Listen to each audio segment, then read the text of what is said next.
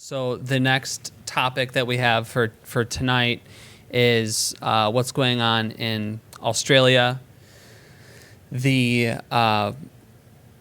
been fires throughout Australia, and it's devastated wildlife and people that live there. 500 million animals are now dead due to this tragedy. It's still ongoing, and the what's the guy's name? Australia. Which guy in Australia? The Prime Minister? Yes. What's his Actually, name? off the top of my head, I don't know. I don't know, but he's We an will find asshole. He is a climate change denier, and he's not really doing anything to stop what's going on. And this is where we really want to tie in capitalism and animal liberation, and why it's important for socialists and communists and everyone on the left to Scott Morrison is his name. Scott Morrison, yeah. Real right-winger. Yeah. Australia is also, and this is interesting because we were just mentioning Caitlin Johnstone, but she is Australian. She's married to an American, but they live in Australia. And she points out a lot of what we don't often think about, the cooperation between particularly the intelligence arms, military intelligence, CIA, and things like that. A lot of apparatus is in Australia. That's the main way that they try to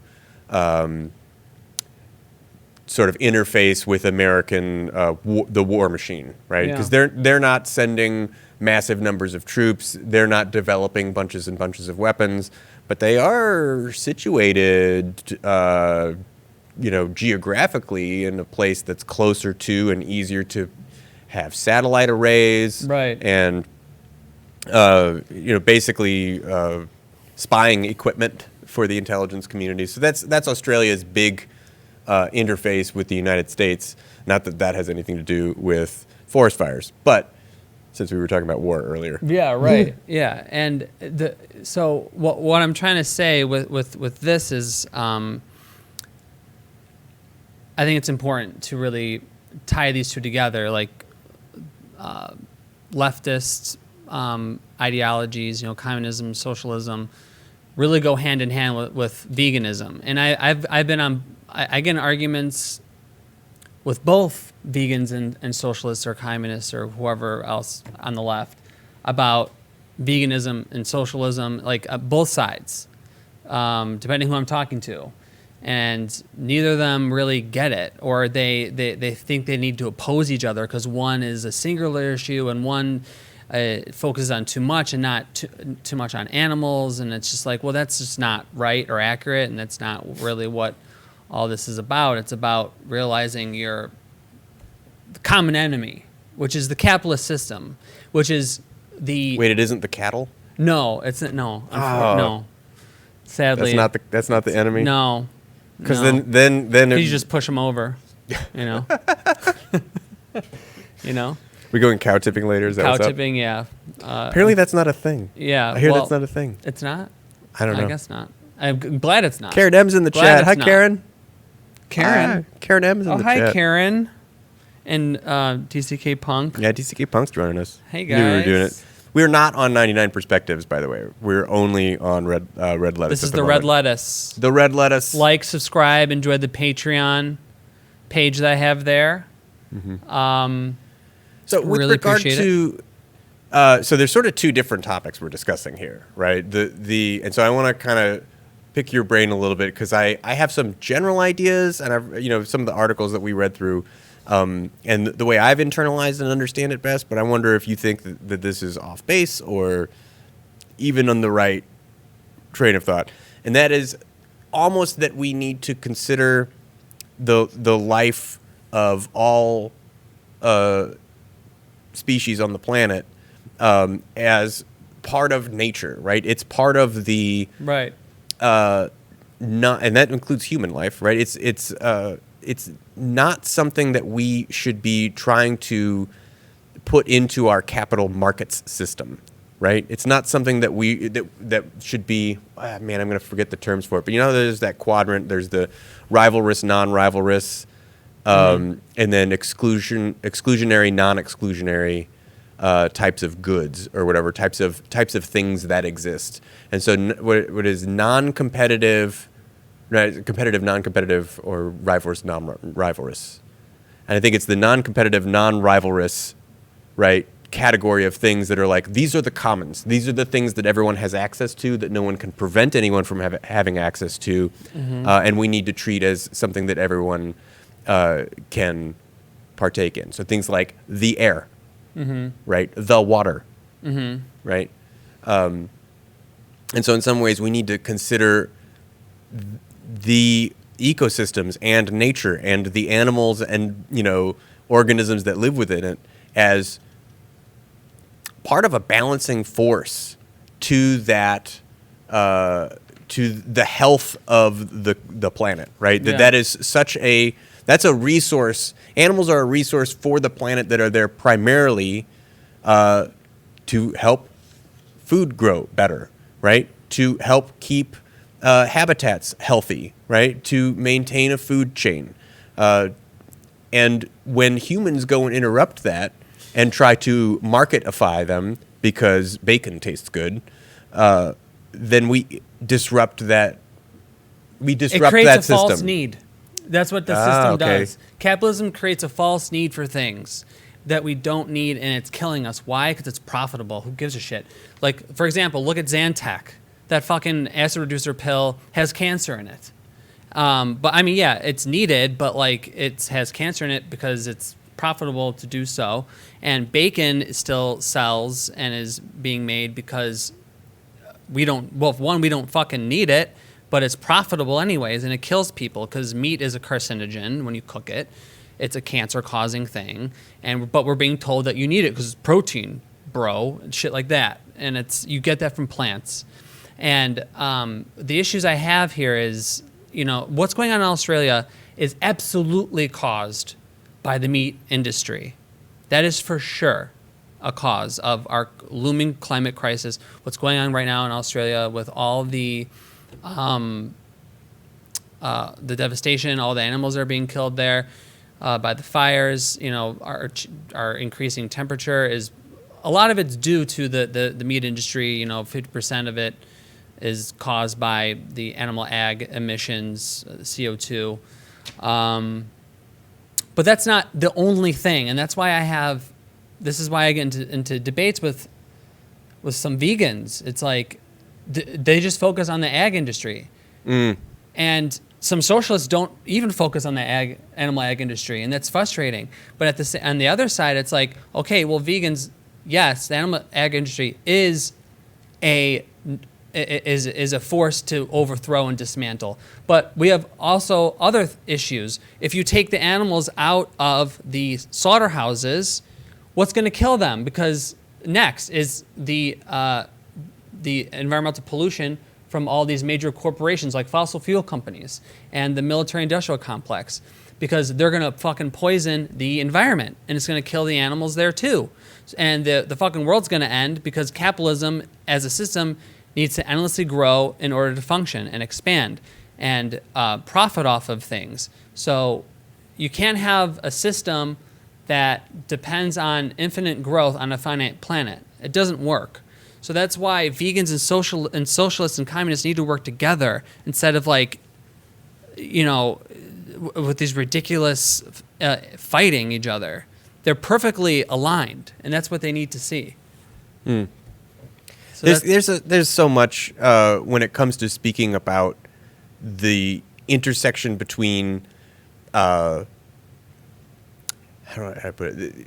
Nature is a very broad, generalized term, but how we interface with particularly animals, right? And so I can see why people will come at this from like the agriculture industry perspective, right? The ag, right? Big ag is a problem, right? Yeah. Factory farming is entirely inhumane for the animals that are Yes. in that captivity, but the pollution is also a major factor. The effect on our own food supply for those who are not vegan, right? The amount of antibiotics that these animals get, the living conditions that they're in, waste, particularly of like hog farms and things like that, particularly difficult for a lot of the ecosystems to absorb that amount of just fecal waste. And these are the types of things, and monocultures, right? Even in, so moving away just from the animal part of it, but the way that we farm corn in particular, where we've got a single type of crop for acres upon Right. acres upon acres. That's not healthy for ecosystems either, No. right? Biodiversity is decreasing or increasing. There is less biodiversity, right? And it's almost by design. And that's And guess a problem. what, Paul? Most of those crops don't go to people. Guess where they go? Animals. To animals. Yep. It's ridiculous. And another thing, capitalism's endless crusade for profit means today so many animals are killed that 26% of all meats that enter the United States retail market end up in landfills. This corresponds to roughly more than 25 billion fish, 15 billion shellfish, 1 billion chickens, and 100 million other land animals ending up in garbage bins. So that's the waste capitalism creates because of profit, the profit motive. Yep. Yeah, It's just like food being thrown out at grocery stores. It's the same kind of thing. Oh yeah, like a banana looks a certain way, so they can't sell it. Yep. It's crazy, and they And throw it how away. dare you try to steal food from our bins in the back, you homeless people. You're not allowed. You have to come buy the food. It's like, that's wasting food. That's good. That's edible I know, stuff. if you can't make a profit off it, then it should go to waste because you're not making a buck. Because in capitalism, profit is the only thing that is really important. Right. And so I wanted to read some parts of this Yeah. article, Capitalism and Animal Liberation by Mary Merkenich, who's from Australia. And she wrote, Seems appropriate. seems very appropriate. And she goes on to say the capitalists that run the meat industry earn billions from killing animals every year. In Australia, 520 to 620 million animals are killed, while the beef industry alone makes $17 billion. Animal agriculture has reached this scale because capitalism is driven by profit, not by need. It could not have reached this level of production if the profit motive was absent. And the overproduction demonstrates this. We overproduce things like animals because of profit, and most of it goes to waste. And the environmental crisis has reached such a scale today it threatens the survival of the planet and all species on it. The carbon footprint of the meat industry and its huge consumption of natural resources is another compelling reason for Marxists and other socialists and communists to take up the issue. She goes on to say, a Marxist critique of society remains incomplete if it does not consider the fact that to make profits, capitalists have to not only exploit workers but also nature and animals. At the same time, the current level of development and of production and technology provides us with opportunity to end all human-produced exploitation. Many animal liberationists have written moving accounts in which they explain how the debasement of animals is legitimized or hidden to protect those harming them, but they do not explain why animals are exploited. They provide descriptions of the existing relationships between humans and animals, but cannot explain why this relationship exists. And she goes on to say, some activists consider the main problem to be people mistaking ideas on animals, yet this does not explain how their status as property came to be or why animal exploitation took on the highly technological, industrialized form it has. There is also no clarity as to in whose interest animals are being exploited. Marxists say that animals are not exploited because they are deemed to be inferior, but rather that animals are deemed to be inferior because they are exploited.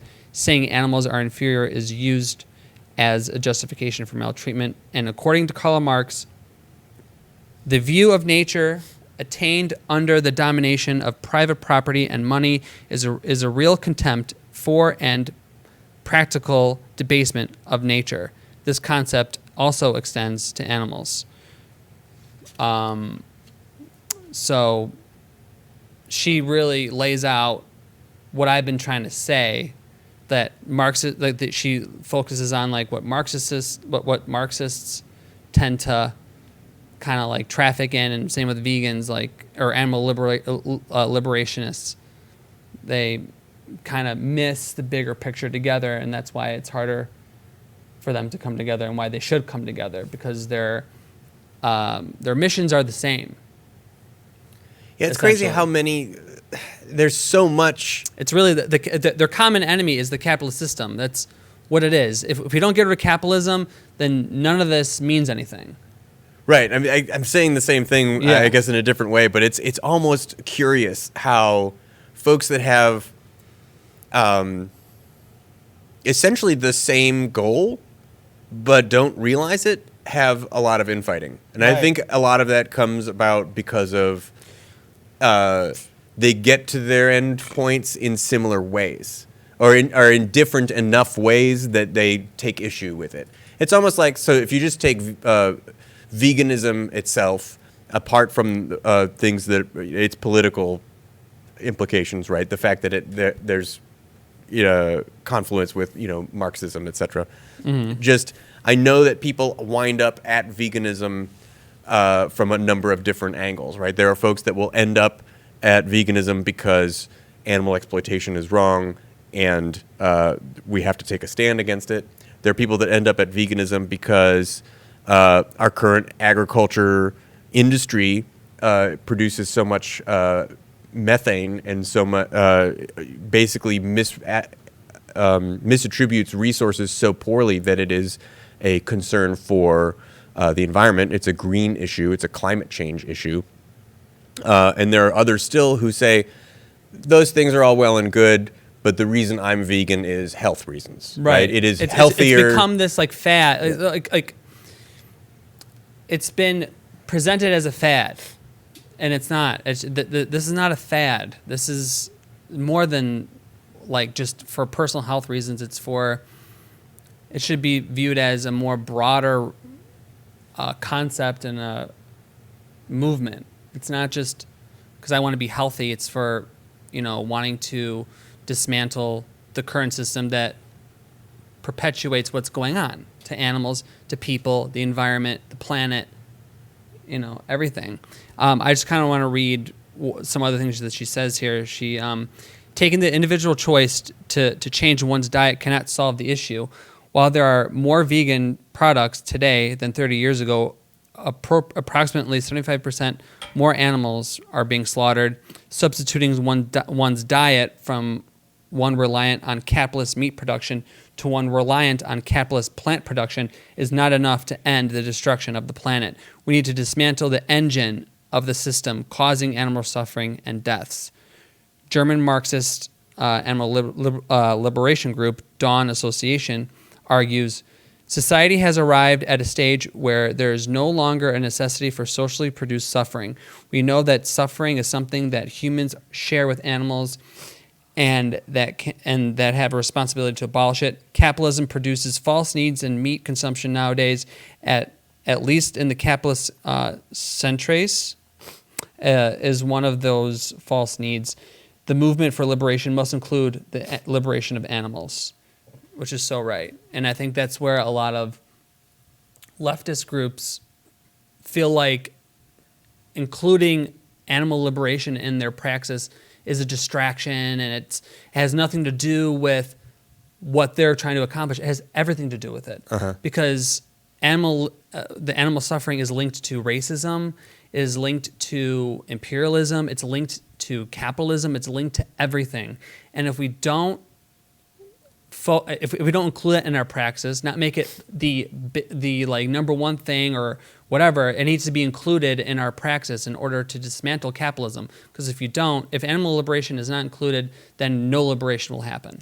I think the United States' actions against agriculture activists, I'll call them, is very telling, right? This is an area where the United States has set out laws that define people who trespass in agriculture Right. business in order to expose I was going to say inhumane, but the conditions for animals in these factory farms, to expose the wrongdoing that's going on, to try to incite people to get mad and come out and protest and be activists. That action is considered terrorism in the United Right. States legally. Those people Right. are terrorists, not the white nationalist groups that go around terrorizing black and brown communities. Right. So the fervor with which America goes after this class of criminal Right. is telling, right? It's a linchpin. It's an important one. It's one that not only the agriculture business has been able to successfully lobby to have a lot of this support go in there, but it's functionally one where the United States feels the need to vilify the people who engage in this type of activism to the point of declaring them terrorists, which legally allow, and I haven't seen this done yet, but legally this allows them to be detained without habeas corpus, right? They can just Right. throw them in Anyone Guantanamo can be or deemed whatever a terrorist. because they're Citizens. terrorists, Right? Because they say so. They don't need a trial anymore. No. We don't need to tell them why we're imprisoning them. We don't need to give them a trial. They're terrorists. Yeah. Legally, they could do that. They haven't yet to like an American citizen. Can you imagine the outcry? But Iran is not that democracy. Neither is China, because But they could. because we just have the highest prison population in the world. I feel like we should point this out. DCK Punk mentioned this a few minutes ago. We were talking about the strikes, the airstrikes so far. So an update to that, John Hodges, DCK Punk, says 0 casualties. They told Americans before the strike. So apparently Iran notified the air bases and was like, hey, we're God, they're such terrorists. Yeah, I know. How dare they It's the nicest give the military action courtesy ever. of telling human beings to get out of the way, especially the enemy. Right. We're about to retaliate Wow. for the 25 people that you killed, and then our top military general that you assassinated. We're going to retaliate by targeting your infrastructure. Wow. Heads up. Maybe don't have your military there when we He go said, bomb check your base. text. Check your text. Did you text me directly? Did I get that wrong? All right. Hang on. You did text me. There's an attachment. There's an image. What is this? Oh shit. Imam of peace, pray for peace. This is being repeated a lot by Middle East journalists. Quote, Tehran told Washington, D.C. through proxies that it will bomb U.S. bases in Iraq to save face and claim it is a response for killing Soleimani. That's why the USA emptied its bases hours before the attacks. 0 casualties. So yeah, that's what it's saying. And it sounds like. Who posted that? At Imam of Peace. Okay. That's Well, they have a blue check, so it must mean something. yeah. So that's good. That's good news. Again, Iran showing rational and being humane. Unlike the empire, the U.S. empire, it really shows you who the real terrorist is. And that's the U.S. empire. It always has been, always will be, as long as it exists. Yeah. It's a rogue terrorist state, and they would never do that. I love that there was a worldwide survey, and I forget who did it. Man, I want to say it was like it was a Nobel or I don't know. There was a big survey that was done a year or two ago that was like, what nation do you think poses the greatest threat to world peace? Yeah. Right? And guess what the nation was that came out on top of that list? Overwhelmingly. Worldwide poll. Worldwide poll. Let me think. Yeah, I thought it was Azerbaijan too, but it's not. Shit. It's us. Oh, shit. It's America. The my rest God. of the world thinks that we are the greatest threat to world peace. The rest of the world. The only country that did not choose America was America. was America. Guess who we thought the greatest threat to world peace was? Wait. China? Iran. Iran? That's what we said. Iran America thinks Iran is the greatest threat to world peace. Iran thinks it's America. Iran also is backed by the rest of the world in thinking that it's America. So there's that. Yeah, that's when you say America. America. America is the terrorist. America. Oh, man, that's just, we're so, like, what? The fact that Americans think that so heavily and the rest of the world doesn't says something about the level of propaganda in this country. The fact that Americans are like, man, who is the greatest threat to world peace in the world? I guess it's Iran. Mm-hmm. You know, that was a country that we came up with. That's like, how many times has Iran bombed the United States? Zip. How many military incursions has Iran made elsewhere in the world? I mean, are they setting up military bases halfway across the globe? Elsewhere? Are they doing it on our borders? Yeah, where are they setting up bases? In America? No. That's just the United States. They have what, thousands of military bases across the right. So what has Iran done? That's nothing. Militarily, what have they? Well, they've been fighting some ISIS. They're fighting the fascist jihadist ISIS group that the U.S. created along with Saudi Arabia and Israel, but they stand in the way of U.S. hegemony and imperialism and profits. So that's why they are the terrorists, because they are interfering with capitalists making money and the empire expanding. Because they stand up to that bullshit like they are today, and rightfully so. Yep. So this is. But anyway, yeah, sorry, but we went back to Iran there for a minute. Yeah, we did. That's just Iran's on the mind. Yeah, so it is, and it should be. It should be. We should really, we should be in the streets about this. We are, and hopefully there'll be actions tomorrow.